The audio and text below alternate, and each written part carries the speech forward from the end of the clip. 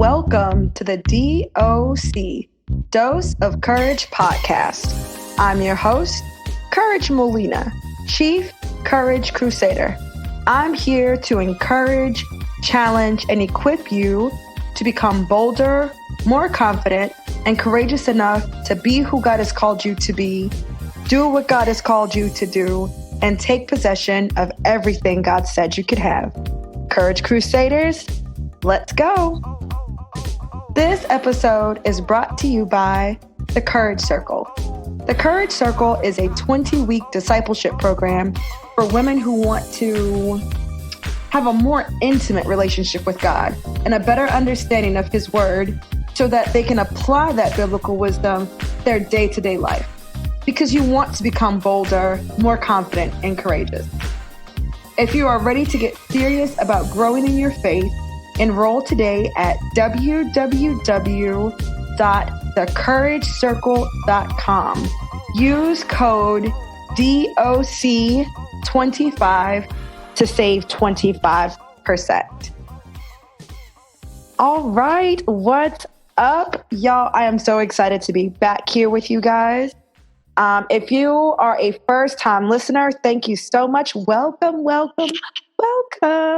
So glad you are here. I'm not sure how you got here, but if it was a friend, they need to be upgraded to bestie because they just shared with you something amazing, right? And if you've been rocking with me for a while, thank you so much for coming back. I love that you guys are sharing this podcast. I love it when you tag me, when you DM me and let me know how the podcast is impacting you. Because while I do love to hear myself talk, as my mama say, I still want to know that I have an impact on you. I want this podcast to be impactful. So it's great to hear that it is having such a positive impact. And listen, I need to pull where people are listening from because I know y'all are listening all over the world. And I want to share some of those countries with you. So I'll be sure to do that next time. All right. So listen, let's just get listening. I know I'm ready to get right to it. While we've been home on like the stay-at-home order or shelter in place or whatever, I've been reading that people are, divorcing, separating, people breaking up, people not friends no more. And I just started thinking about, the importance of relationships. And relationships can be very complicated. I know you guys see on like social media, on Facebook, people are talking about in a relationship, out of relationship. It's complicated in a situationship. And so I really like simple relationships. And the simplest relationships that I thought I could talk about today are friendships. The simplest relationships tend to be friendships. And you know what? My friendships are not complicated at all. I don't even know why you want to be in a friendship that's complicated. I don't understand that. I understand romantic relationships. They can get, they can become complicated. Family relationships can become complicated. But listen, if a friendship becomes complicated, it probably means that there's going to be a shift in my life. Okay. Back in the day, especially when I was in college, I used to give out what my friends started calling pink slip. But I'd like to think that I've matured since then because what I would do is like at the end of the year, I would call up people that I had tried to be friends with or we were kind of friends during the year. And I would just be like, hey, I know we were trying to make this friendship go somewhere, but it's not really working. And so I wish you the best, going into the new year. And that was just it. Because one, I don't want to be avoiding your calls. I ain't got time for that. I don't want my phone to be ringing and I'm ghosting you. I don't want you to think something happened. I want you to know exactly what happened.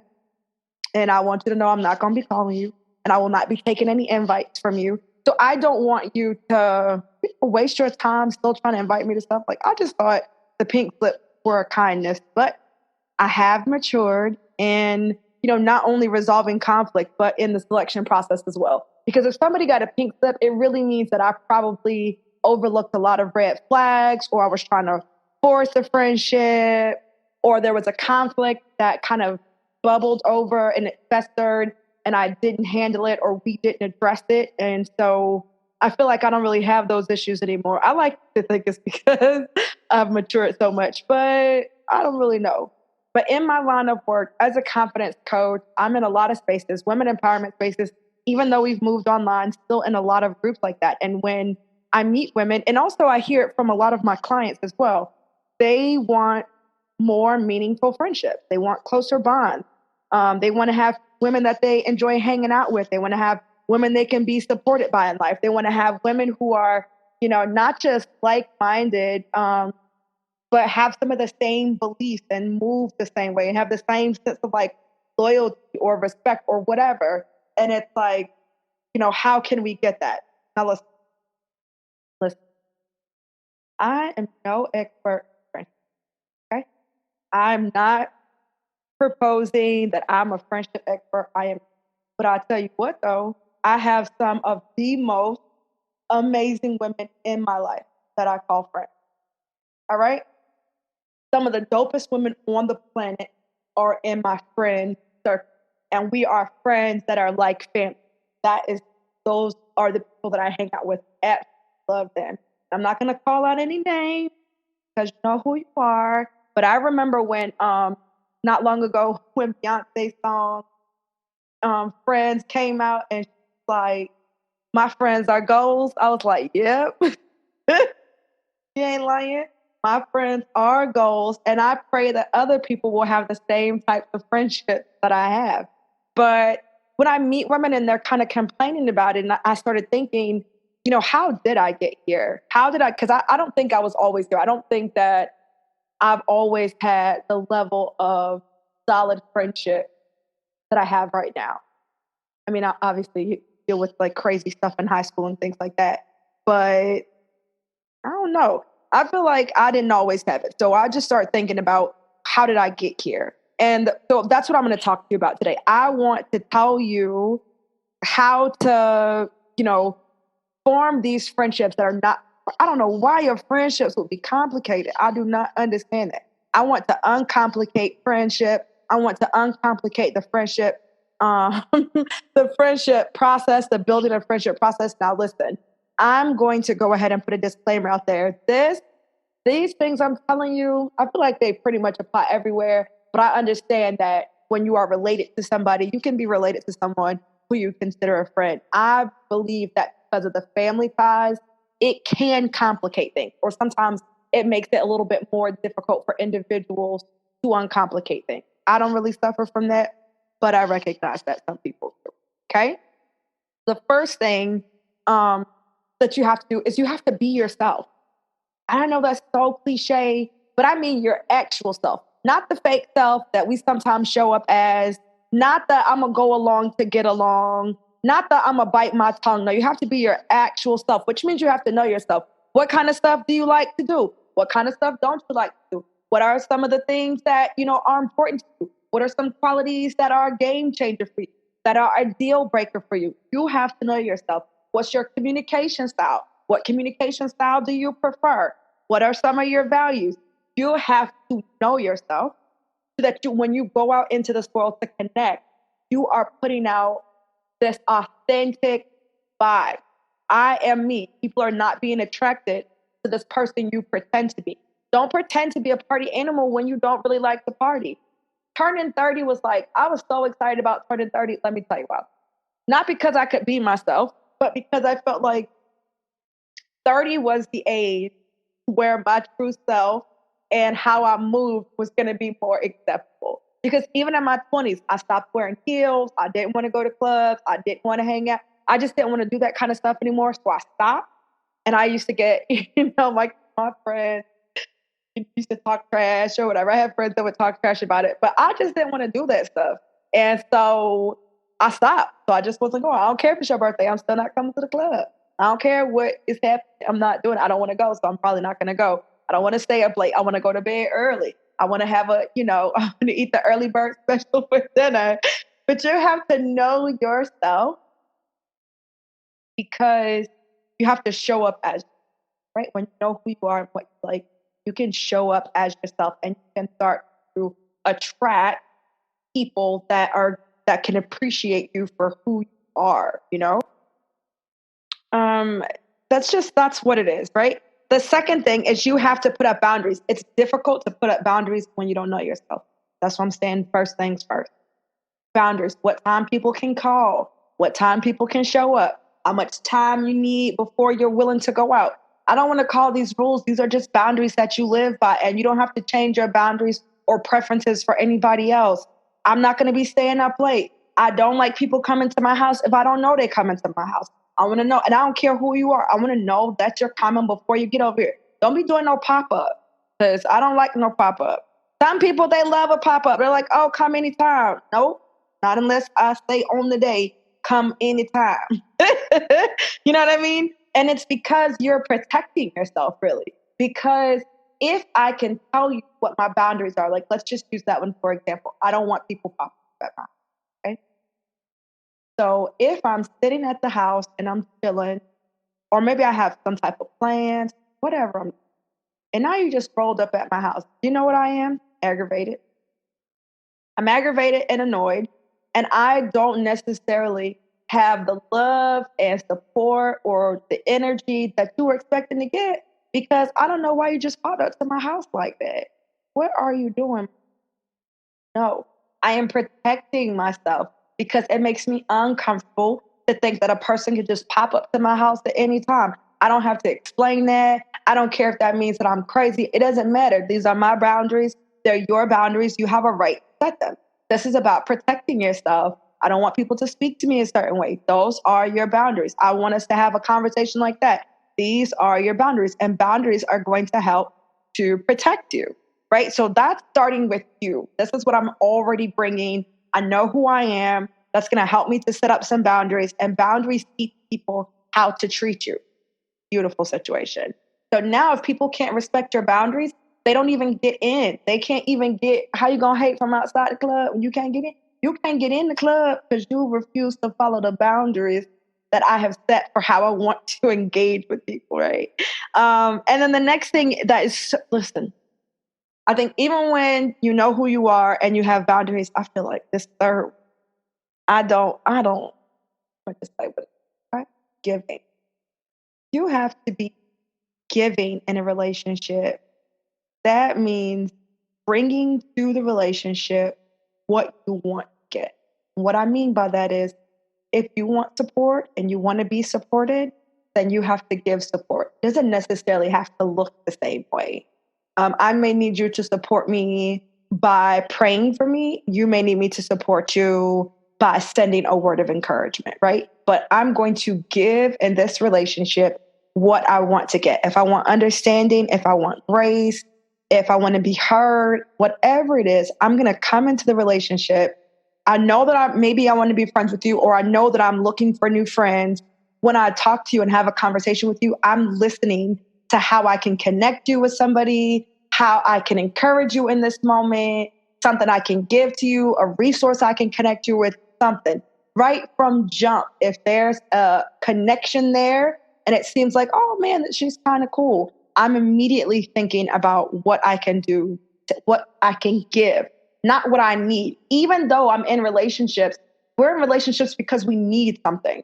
That don't mean like using people. We need the connection. That's how we were created.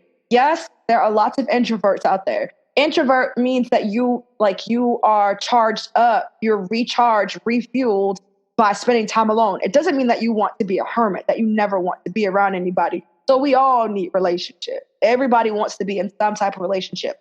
Yes, healthy relationship, but still we want to be in relationship. And so we're all looking to get something out of it. There's something that the relationship brings us. There's some type of benefit.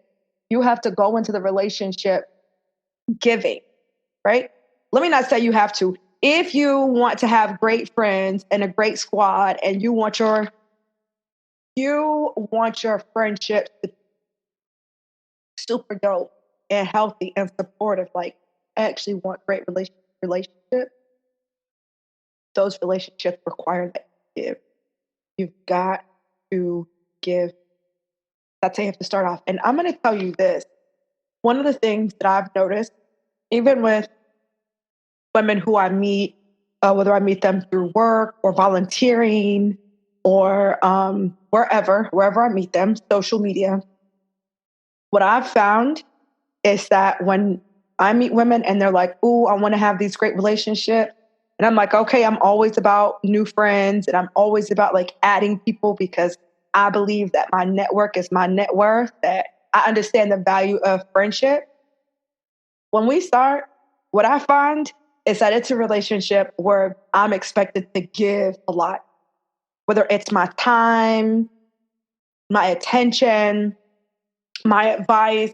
I'm expected to be the one doing the call in. You want me to call and check on you? You want me to give to you in this way? You want me to come to your events? You want me to come to your, fundraiser? You want me to do this stuff with you? You want me to come to your home? But you're not calling me. You're not coming to my, like, you understand what I'm saying? You like, oh, you want me to check on you? Okay, well, I'm a human being too. You ain't checking on me. I ain't got, listen, Linda. You have to go into the relationship asking yourself, what can I give in this relationship? And not just giving what you want to give. What can I give that they actually need? I'm going to be listening to the things that they say they like, that they need, that they want, whether they're telling me a laundry list or not. I'm looking for an opportunity to bless them. I'm looking for an opportunity to give to them. I want to know what they're doing. I'm going to do my own research. I'm not going to be like, hey, can you do this? No, I'm giving in this relationship. I can't be doing all the work. I ain't good. Listen, I ain't telling y'all what to do, but I'm telling you right now, if I have to do all the work in a brand new friendship, the friendship is done. I'm not doing it. Because if I have to do this much heavy lifting in the beginning, child, it's not a good start. It's not a good start. So you have to go into the relationship thinking like, how can I give? I go into the relationship thinking, how can I give? But what you'll find sometimes is that you're giving, and ain't no, now you ain't giving. Oh, okay, well, I'm gonna go ahead and stop this. I'm not gonna keep going because, oh, I wanted to be your friend. I can see now that I'm the only one giving. But you don't know how that's gonna turn out. So you have to be willing to give first and give often. The next thing is if you're willing to give, like when you realize that you are in a relationship trying to give, you have to also be willing to accept, whether that's accepting support, encouragement, compliments. You have to be willing to accept because if you're always giving to me and you don't allow me to give back, I don't know how I'm adding value. A chick like, and yes, I'm assuming that everybody wants to have a friend like, go ahead. I'm cool with that. I'm making that assumption. You should think the same thing, actually. It shouldn't just be me. I hope that all of y'all who are listening are thinking, yeah, people should want to be in a relationship with me. People should want to be my friend. I'm going to upgrade their whole life. I add value to every relationship that I'm in. So I'm definitely a plus, right? And because I'm a plus, it's it doesn't feel good for people to give to you all the time. And then because you add value, you're a woman who wants to add value. When somebody's trying to give to you, you don't take it. You're robbing them of the opportunity to add value to your life. And a chick like me don't like that. I don't want to be on the receiving end all the time. I mean, don't get me wrong. I love to receive. I love gifts. Books are my love language. Okay, if somebody wants to get me an Audible, wants to pay for a couple months of Audible for me, that's like plenty right there. I'm on a book budget. I'm in a recovery program. I can't buy any more books. I can only get books as gifts. That's a thing that we set this year. I might have a little bit of a problem. I also love journals, right? So I'm not saying I don't want to receive. I like to receive. I don't feel like we're in a great relationship if I can't give, though. If you're not willing to accept things from me, whether it's encouragement or a call or some type of support, that's not a good relationship. That's not going to translate to an amazing relationship. And the last thing, and I feel like they should go in this order: being yourself, setting your boundaries, giving, accepting. You see how I have give first? Giving, then being willing to accept. This is the last little piece: sharing. Okay? Sharing your life. Not we just talking about nothing all the time. Maybe we are talking about work all the time. I'm borderline workaholic. So I talk about my work a lot because I love my work, but I also talk about my kids or whatever. And so if you want to have amazing relationships that feel like sisterhood, relationships where it's like, this my sister friend, right? Like, she my friend, but she like my sister. Then you have to be willing to share information, share things that's going on, share the things that are going on in your life, the good things, the bad things, the ugly things. And that's why this is the last one. This is not the first date, okay? This ain't on the first date where you being yourself, setting boundaries, you giving and receiving, and now you're trying to share what happened. Like, no, not on the first date, okay? Slow it down.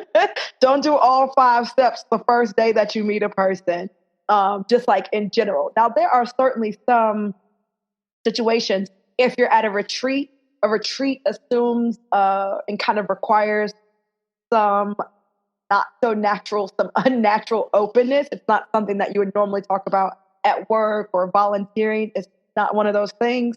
But just in general in life, listen, being yourself, boundaries, giving and accepting, and put that on rotation a little bit before you start sharing the intimate details of your life. When you start sharing your life, the good, the bad, and the ugly, that's really where you cross over.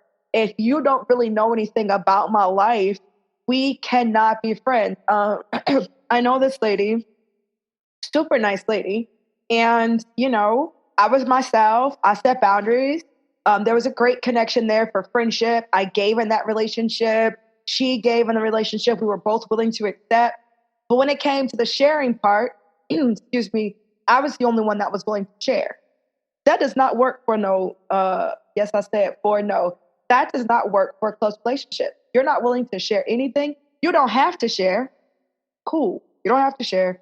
That does mean, though, however, that the relationship cannot go to the next step. It can't. And I know there are levels to friendship. I don't really like that, but I realize that technology and just the way society is changing has made it to where, you can be calling people friends, but they ain't really your friends. These are people you know from social media. But I get it. So now I accept the fact that there are levels to this.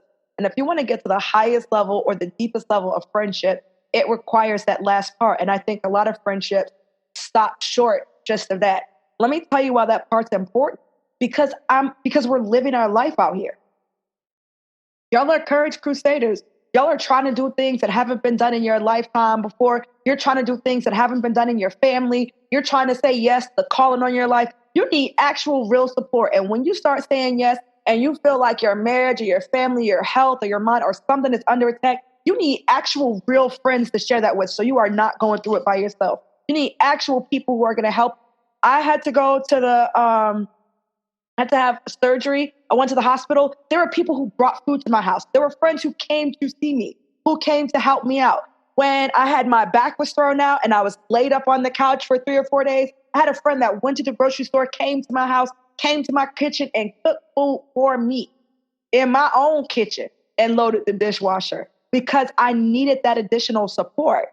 Something happened. I couldn't get to my daughter in time. I don't know if I was at work or if I was out of town. There was a friend I could call who could go like, you get to that level once you are sharing things. So these lower levels means, yes, you have somebody to hang out with, but you don't have somebody to be in the storm with you. And it's all good when it's all good. It's easy to walk by yourself when the sun is shining. It might be more fun when you have somebody around, but it's easy to walk in the sun. It's easy to walk this walk and this journey when the sun is shining. But when the storms of life come, friend, you need a real friend, like real life friendship. I don't know how you can have a friend when you can't be a friend. I just don't know it. That's why I say it starts with you. And that's honestly why it's the first power principle. Because I believe that the start of a solid friendship, right? It starts with identity. And I believe that solid identity starts where? I know y'all probably already on.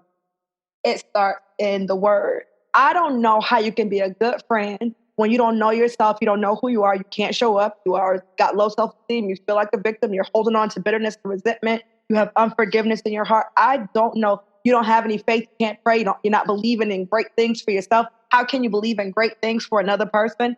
I do not know how you can have great friendship if you're not a great friend. And I don't know how you can even begin to be a good friend, a great friend, if you don't know your identity. And I believe that finding your identity starts in the Word of God. So if you need to get solid on who you are, if you are looking for great relationships on this journey, you might want to start with yourself. You might want to start with your own identity. And if you don't know your identity in Christ, then obviously I want to encourage you to enroll in the Courage Circle.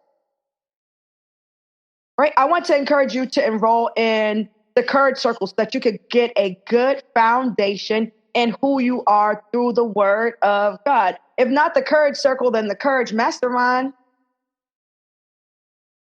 Because either one, the Courage Mastermind is a little bit shorter and it's not as heavy on the Word, but it's certainly based on biblical principles. You can check them both out. I'm going to have the notes down there. I'm going to have it in the show notes. But in order for me to build a solid friendship, I have to have solid parts. And you're a part of that friendship. And you can't be solid if you don't know who you are. That's just not a real thing. That's fake. You can't do it. You know, you got to get a solid foundation in who you are. Right? And if you sign up for the Courage Mastermind, it will include enrollment in the tribe upon completion, which is basically continue to support, to continue to remind you of who you are, so you're not putting that burden on your friends, on these new friendships. Listen, I like support and I like encouragement, but I live a life where for the most part, 80% of the time, 90% of the time, I'm going to be encouraging myself because it's a part of my routine. Maybe I'll do an episode about having a morning routine or what kind of routines you need to have in your life so that you can remember who you are from day to day, right?